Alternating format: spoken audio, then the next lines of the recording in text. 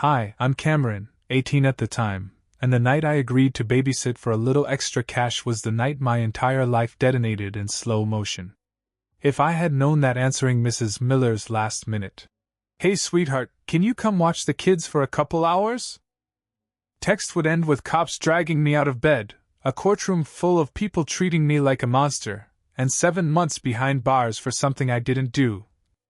I would have thrown my phone into a lake and gone into witness protection. But I didn't know. I was just a broke college freshman who liked kids, needed money, and honestly thought the world still worked on common sense. Spoiler, it does not. The night before everything collapsed was painfully normal. I showed up at the Miller's place, white porch, little seasonal flag that said, "Bless this home." The usual suburban cozy vibe set up.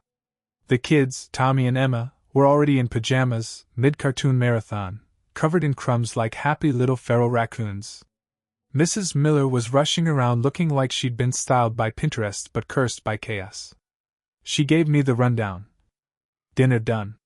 Teeth brushed. "Just keep them alive," she said, laughing like life wasn't moments away from absolutely hurling itself off a cliff.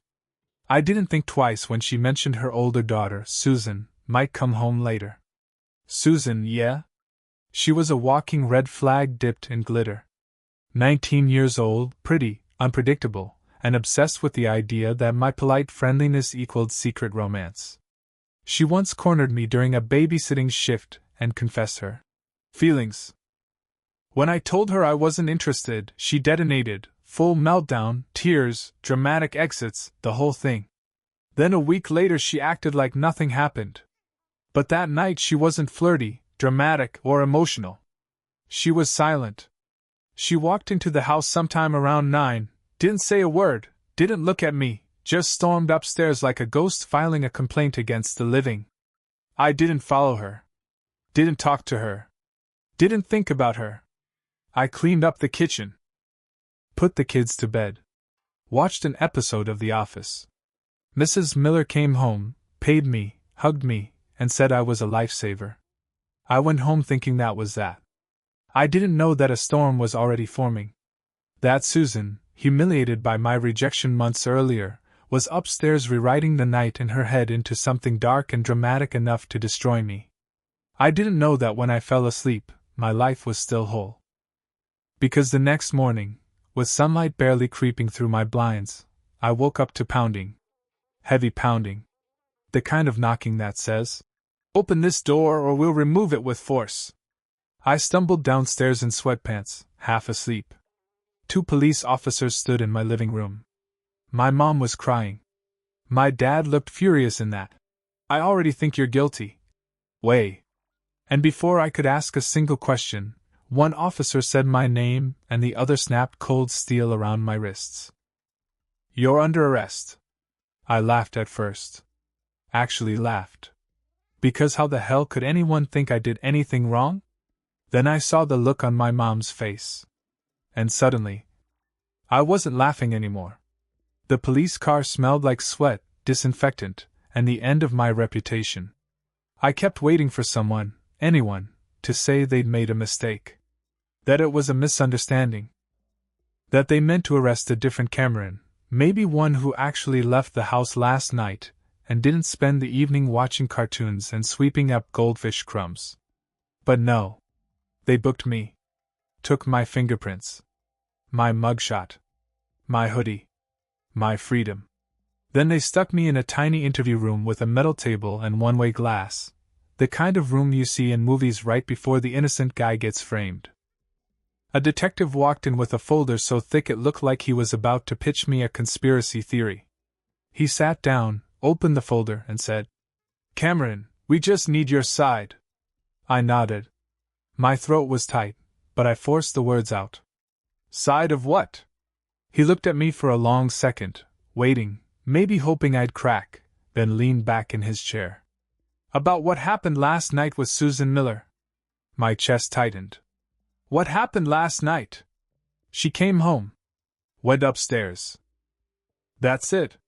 He scribbled something, pretending it was groundbreaking intel. Susan says otherwise." I blinked. What do you mean? She says you cornered her. Blocked her in the kitchen. That you scared her. That things escalated. I actually laughed. It just came out. That didn't happen. At all. He slid a paper cup of water toward me like he was offering a peace treaty. Cameron, look. Guys your age sometimes make mistakes. Mixed signals. Heat of the moment. If you admit to something, anything, the judge will go easier on you. There it was. The trap. I didn't do anything. I said louder this time. His jaw tightened.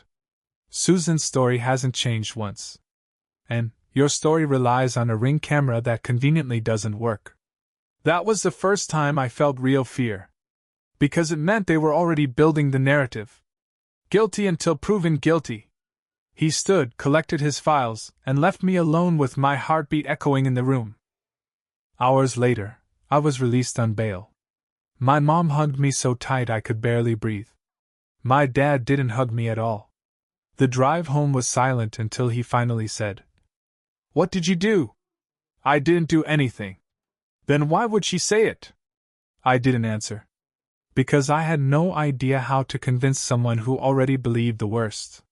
When we pulled into the driveway, 3 neighbors were standing outside, pretending they weren't staring.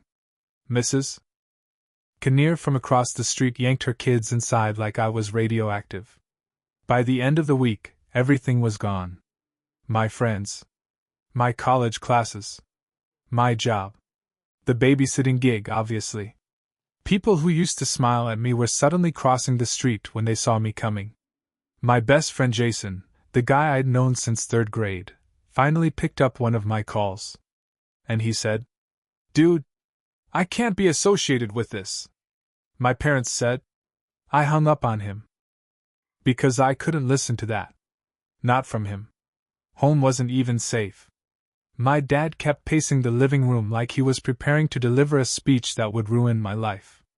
My mom kept whispering, "We'll fix this." Even though we had no money, no lawyer, and no one on our side. But nothing prepared me for the moment my dad finally snapped.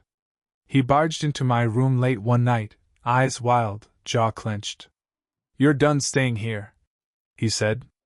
"Pack your things." Mom stepped behind him, crying silently, shaking her head. "Dad," I whispered, "where am I supposed to go?" "Anywhere but here." That was the moment it hit me. I wasn't just fighting a false accusation. I was fighting it completely alone. My mother didn't argue with my dad that night. She didn't beg. Didn't scream. Didn't tell him he was being heartless. She just grabbed her keys and said, "Cameron, come with me." We drove in silence to the edge of town, down a narrow road lined with pine trees. She pulled up to an old one-story house that looked abandoned, faded paint, crooked shutters, porch sagging in the middle like it was tired of holding itself up.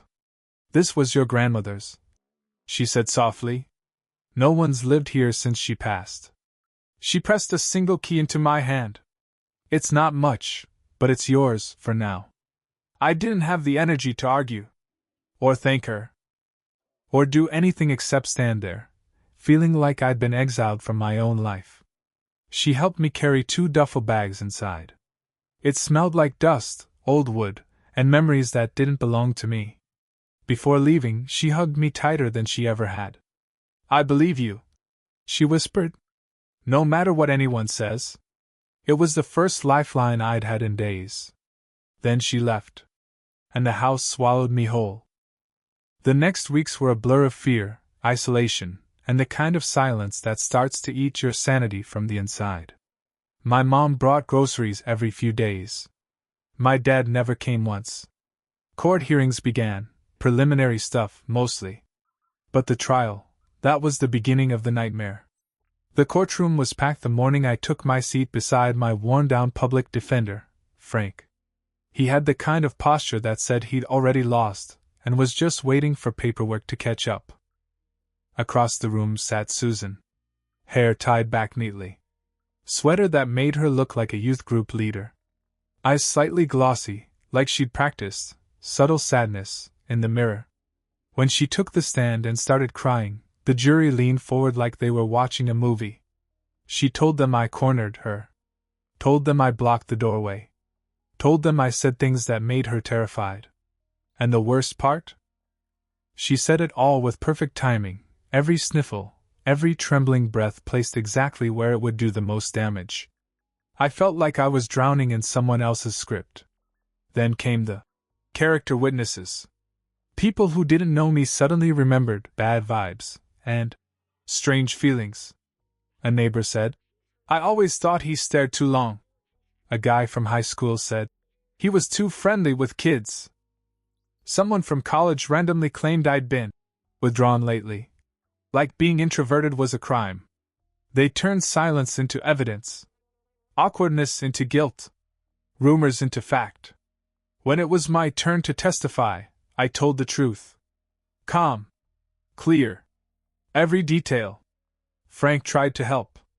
He really did. He brought up the Ring camera. But Mrs. Miller took the stand and said, "The camera's been broken for weeks." The prosecutor nearly grinned. Game over. Deliberations took under an hour.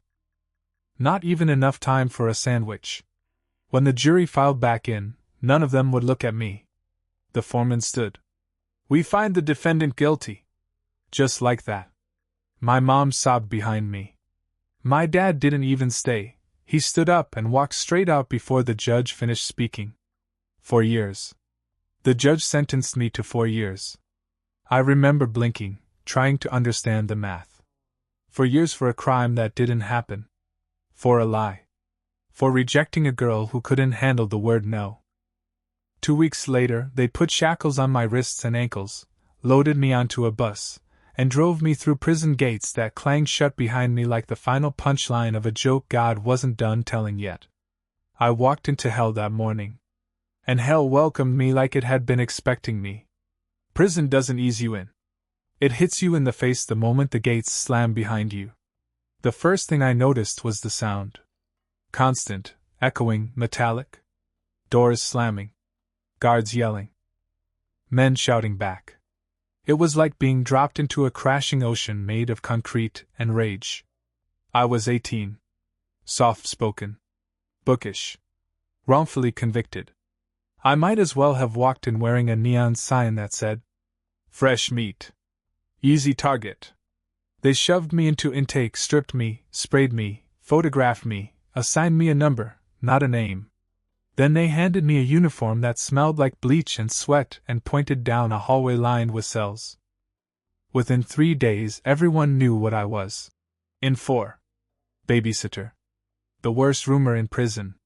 The kind that makes you pray before you even say a word. The first hit came in the chow hall. I was carrying my tray when someone shoulder-checked me hard enough to spill everything onto the floor. "Watch where you're going, babysitter," the guy growled. Before I could answer, he shoved me again. Then a fist exploded across my cheek. The guards watched. Smirked. Did nothing. I stumbled away bleeding, head ringing, ears buzzing. That night, I slept sitting up, back to the wall, hard hammering every time footsteps passed my cell. It only got worse. 2 days later, I was in the yard when 2 guys cornered me near the fence. "You the one touched that girl?" one asked, cracking his knuckles. "I didn't," I started. Wrong answer. The punch came fast. Then the kick. Then the waves of pain that made everything blur into white noise. I woke up in the infirmary with a split lip, bruised ribs, and a nurse who didn't care enough to ask my name. They sent me back out like a broken toy that no one bothered fixing. Then came Rudy. He was older, late 40s, maybe early 50s, with graying hair and the kind of calm you only get from surviving something most people couldn't. The first time he talked to me, I was scrubbing blood out of my shirt at the communal sink. "You keep rubbing it like that," he said without looking up. "You're just gonna make it worse." I froze, waiting for the insult or threat I'd gotten used to. It didn't come. "You're new," he said. "New guys panic. Don't panic." That was it. No introduction. No small talk. Just a strange, quiet piece of advice in a place where kindness was suspicious by default. Over the next weeks, he became, not a friend, but the closest thing to an ally you can have in a place designed to break you. He told me which inmates to avoid, where to sit, how to walk, how to not look weak, how to not look arrogant either, two sides of the same death sentence. He never asked what I did. I never asked him. One day, during work detail, he said, "Public defenders don't defend. They move paper." I told him I didn't have money for anything else. He gave a sad smile. "That's how the system gets you. No money, no voice, no chance." Then one afternoon, he didn't show up to work. A guard announced he was being transferred. No explanation. Before they took him, he passed my cell and slipped me a tiny folded piece of paper. Nothing was written on it. Instead, he whispered, "Don't let the truth die just because they buried you." I didn't understand it then. Not fully. But those words stuck to me like armor.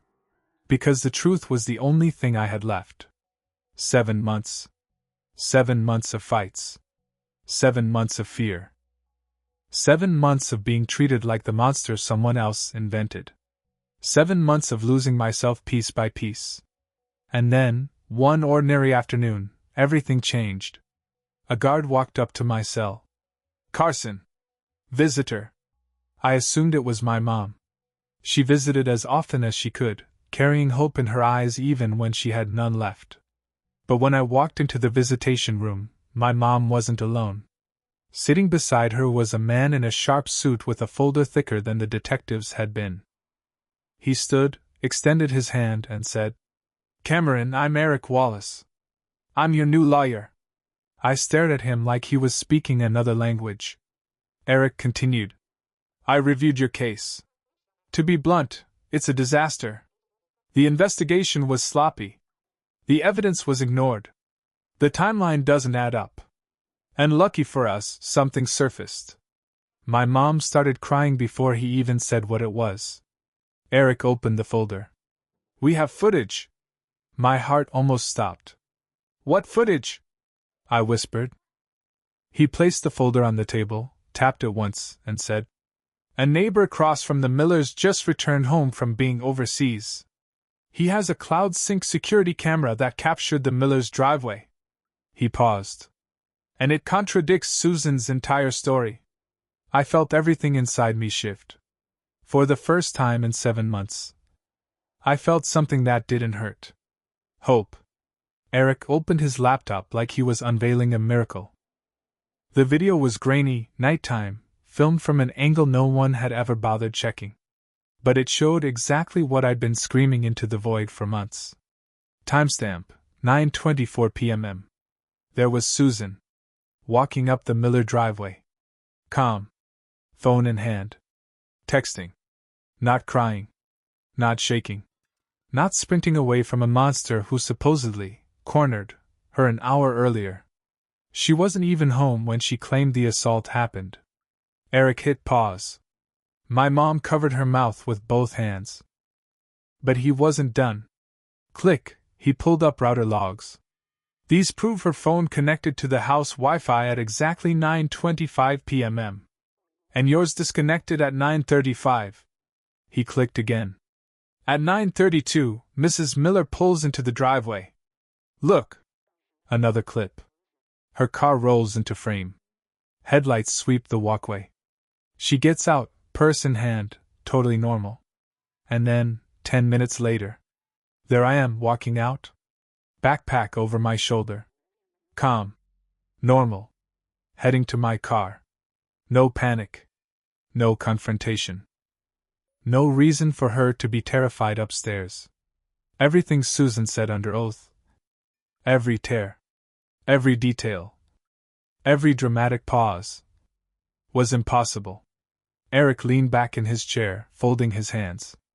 This is enough to overturn the conviction. And enough to destroy her credibility entirely. My mom burst into full sobs. I just stared at the frozen video frame of myself, walking into the night like a version of me that still believed the world was fair. I didn't trust myself to speak. For the first time in 7 brutal months, the truth wasn't just on my side. It finally had proof. 2 weeks later, shackled and escorted, I walked back into the same courthouse that had sentenced me. Except this time, the room felt different. People whispered. Reporters hovered. Even the judge looked irritated, like he knew he'd been played. Susan sat up front. Hands in her lap. Face pale. Eyes red. Mrs. Miller was beside her, trembling. Eric wasn't dramatic. He didn't grandstand. He simply played the footage. Silence. He showed the router logs. Silence. Then he asked for Mrs. Miller to take the stand. She swallowed hard, whispering answers. No, Susan hadn't told her anything that night. Yes, Susan seemed angry the next morning, not scared. No, she hadn't noticed anything unusual when she got home. The courtroom shifted. Like people were realizing the story they believed wasn't a story at all, just a performance. Then came the moment everything snapped. Eric called Susan to the stand. She looked like she wanted the floor to swallow her whole. Susan, Eric began gently. Your timeline doesn't match the footage. At all. Can you explain that? She opened her mouth, closed it, opened it again. I must have mixed up the time. Eric nodded slowly. By over an hour? No answer. Or did you lie? Her chin trembled. Her eyes filled. And finally, the dam broke. I didn't mean for this to happen, she whispered. He made me feel stupid. He rejected me. I wanted him to pay attention. I didn't think it would go this far. The courtroom erupted. Gasps. Shouts. People covering their mouths. The judge banged his gavel so hard I thought it would crack. Order! Then he turned to me. To the guards. To everyone. This court vacates the conviction against Cameron L. Carson. My mom collapsed into her seat sobbing. I felt my knees go weak but locked them, refusing to fall. Mr. Carson, the judge continued, you are released immediately. The guard beside me unshackled my wrists. My skin looked ghost white under the metal marks. Susan was crying uncontrollably now. Her mother sobbing quietly beside her. The judge wasn't finished. Ms. Miller, you will be remanded into custody while the district attorney reviews perjury charges. She broke. She actually fell to her knees, hands over her face. But I didn't feel satisfaction. I didn't feel anger. I didn't feel anything except this numb, hollow exhaustion. 7 months gone. 7 months buried alive. 7 months beaten, isolated, treated like a monster. All because she couldn't handle hearing the word no. As I walked out of that courtroom, no cuffs, no chains, no guards gripping my arms, the sunlight hit me like something alien. My mom grabbed me and sobbed into my shoulder. My dad wasn't there. He never came. But I didn't care. I was free. For the first time in what felt like a lifetime. But freedom isn't the end. Not when your entire life has been burned down. And the people who lit the match are still out there. Freedom wasn't a sunrise. It wasn't a triumphant soundtrack, or a dramatic walk out of the prison gates. It was quiet. Strange. Heavy. Like stepping outside after a long storm and realizing the world kept going without you. I left that courthouse feeling both 200 pounds lighter and 200 years older. People stared, some whispering, some avoiding eye contact. Not because I was guilty anymore. Because they were ashamed. Good. Not enough, but good. My mom drove me to the small house she'd given me when my dad kicked me out. She cried the whole way. I didn't say much. There aren't enough words in the English language to explain what it feels like when the world believes your worst moment before you even get to speak. The first night back in that house, I didn't sleep. Every time a floorboard creaked, I flinched. Every time headlights passed the window, I tensed, waiting for cops. My mind kept replaying chains.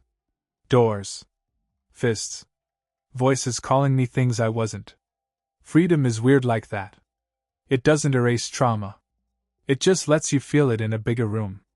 The months after were a blur of rebuilding. The civil case took almost a year. During that time, I kept my head down and stayed busy. I fixed the house, patched drywall, tightened loose fixtures, rebuilt the front steps. Used my hands because my head was exhausted.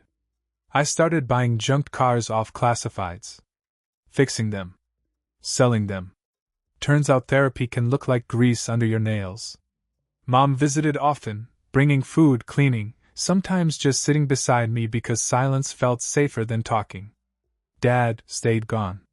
Word around town was he couldn't handle the embarrassment of having been wrong. He started drinking more. Started telling people he never really believed anything anyway. My mom filed for divorce 3 months after I got out. She told him, "I'll never forgive you for choosing rumors over your own son." She meant it. She stayed at my grandmother's house most nights.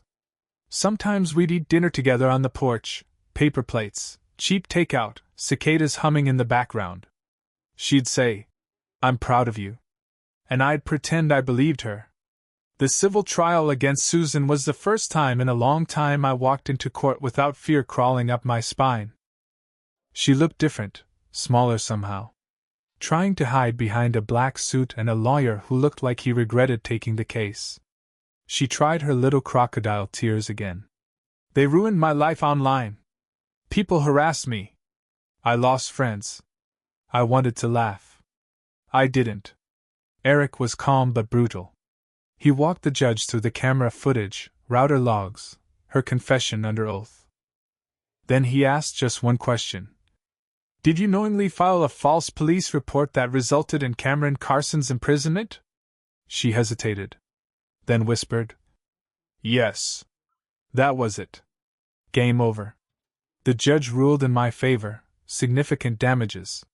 More money than I'd ever seen in my life. But it wasn't about the money. It was about leaving that room with my name clean. With the truth stamped into the record. Irreversible. Unmistakable. Undeniable. People in town started acting differently after that. Some apologized, awkwardly, clumsily, like they expected me to give them absolution for months of hating me. I didn't. I'd nod politely and keep walking. You can't apologize away the days I spent fearing the next punch. The nights I listened for footsteps outside my cell. The way my dad looked at me the morning he threw me out. Some scars don't accept.